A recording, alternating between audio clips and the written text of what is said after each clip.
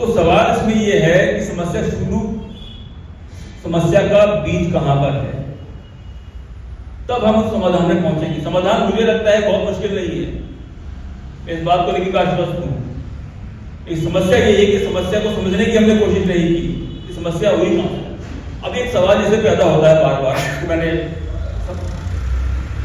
पिछले 10 साल में सैकड़ों बार सोशल मीडिया पे सुना है, मीटिंगों में सुना है कि हमारे लोग इकट्ठे नहीं होते हैं, हमारे नेता इकट्ठे नहीं होते हैं, हमारा समाज इकट्ठा नहीं होता है। अब क्या किसी ने सोचने की कोशिश की कि इकट्ठा क्यों नहीं होता है, या कोई भी समाज या कोई भी ग्रुप इकट्ठा कैसे होता है, उसकी प्रक्रिया क्या है, उसकी सोशियो साइकोलॉजिकल प्रोसेस क्या है। आप और हम अगर इकट्ठे हुए हैं तो क्या चीज है जो हमें यहां पर लेकर आई है। आपके दिमाग में और मेरे दिमाग में क्या एक कॉमन पॉइंट है जो हमें आज हम यहां बैठे हैं। हमारे भाई साहब बहुत दूर से आए हैं, डूंगरपुर से, राजस्थान से।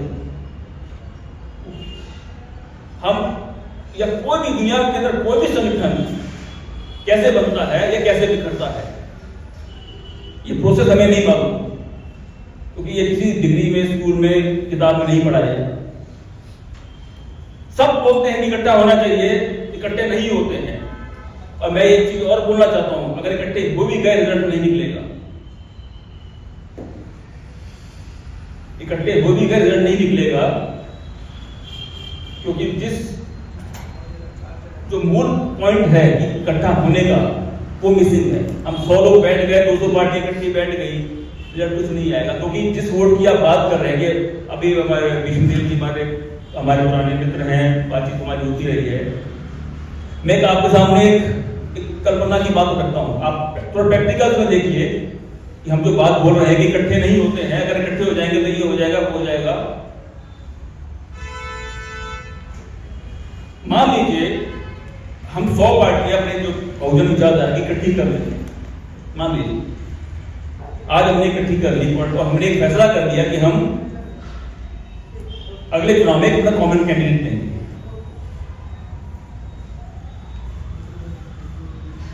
अब जितनी पार्टियां हैं, अब चुनाव के 1 महीना रह गया है, 1 महीना क्या से 15 दिन रह गए हैं नोटिफिकेशन के। अगर 100 पार्टी इकट्ठी हो गई और उन 100 पार्टीज के अंदर, अब आकलन कीजिए सोचकर,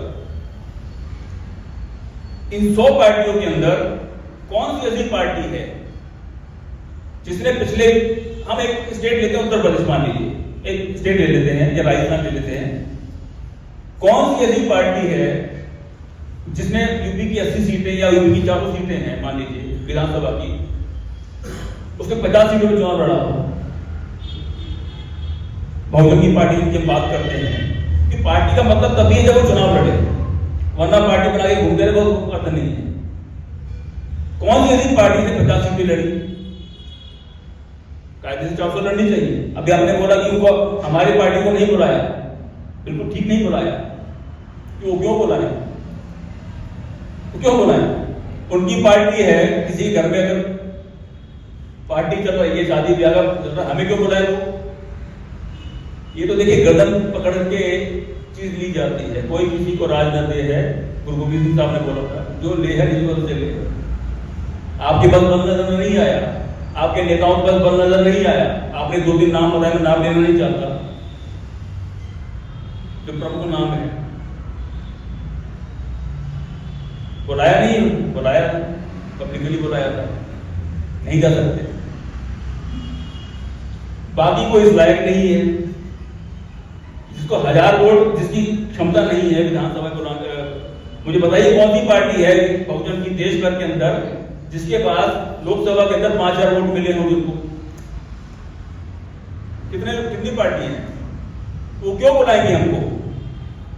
इसी तरीके से अगर वही, एक मिनट मैं थोड़ा बात को संक्षेप में, क्योंकि ये मूल मुद्दा यही है।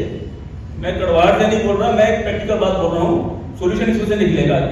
इस बेसिक बात को नहीं समझेंगे तो सोल्यूशन नहीं निकलेगा।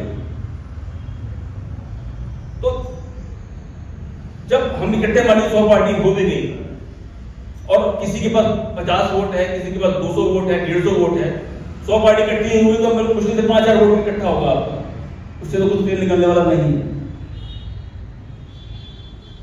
और वो भी चुनाव के टाइम अगर हो रहा है तो उसका बिल्कुल कोई जनता जो होती है वॉच करती है आपको। एक गठबंधन का अगर रूप होता है, जैसे एनडीए है, यूपीए है, चलते हुआ है 10-20 साल से चलते हुए आ रहे हैं। अब जनता के बीच में आप जाएंगे कि हम ये गठबंधन है, हमारी ये पार्टियां हैं, तो उसको जनता के मन में उतरने में, एक विश्वास पैदा करने में थोड़ा टाइम लगता है। वो हमारा मिसिंग है, समय नहीं है हमारा।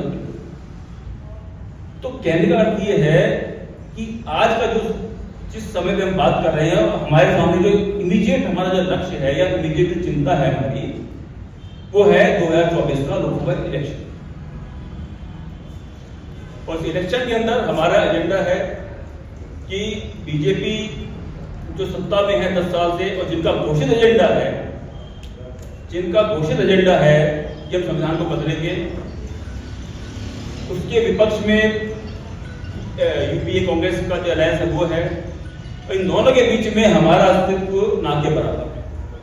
तो इस पूरी परिस्थिति में हम कहां खड़े हो सकते हैं, समय की सीमा देखते हुए, साधनों की सीमा देखते हुए, और बाकी जो हम जिस गठबंधन की बात कर रहे हैं उसकी एक प्रैक्टिकल जो हम उसका रिजल्ट आएगा उसको देखते हुए, ये काम मुश्किल है लेकिन असंभव नहीं है।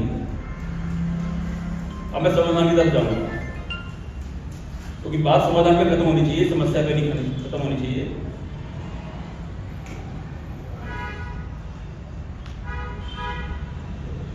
मुझे ऐसा लगता है कि उसने हमें नहीं बुलाया, उसने नहीं बुलाया, ये हमारे लिए सवाल नहीं होना चाहिए। वो उनकी खुशी है, बुलाएं ना बुलाएं।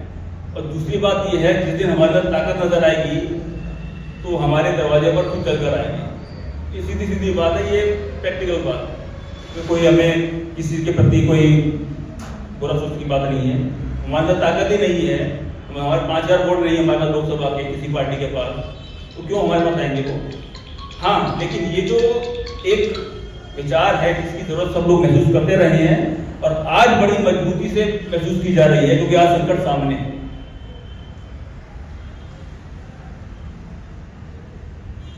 बहुत बड़ा देश है, 550 सीटें हैं, 550 सीटों पे पहुंचने के लिए हमारे पास ज्यादा न समय है, न साधन, न लोग, न इतनी पार्टियां हैं। मेरा एक सुझाव ये है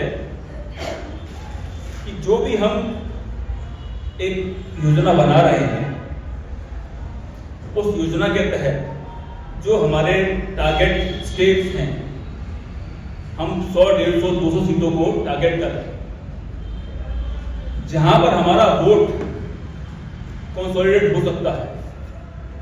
और मेरा ये अपना मानना है और मेरा ये अनुभव भी है, जब मैं, क्योंकि मैं ग्रास रूट में जाता हूँ। मैं अभी आज सुबह ही केरला से आया, 4-5 दिन का मेरा दौरा था। हमने 20 सीटें वहाँ पर अनाउंसमेंट करने का, मतलब लड़ाने का हमने घोषणा की है। तो कितनी लड़ा पाते हैं बात की बात है, लेकिन 20 के लिए हम ट्राई कर रहे हैं यहाँ पर। और बाकी स्टेट से तक हमारा प्लान है व्यक्तिगत हमारी पार्टी के स्तर पर। लेकिन मेरा अपना मानना ये है कि आज की परिस्थिति को देखते हुए सबसे पहले हमें जो समस्या आने वाली है, जो आ सकती है,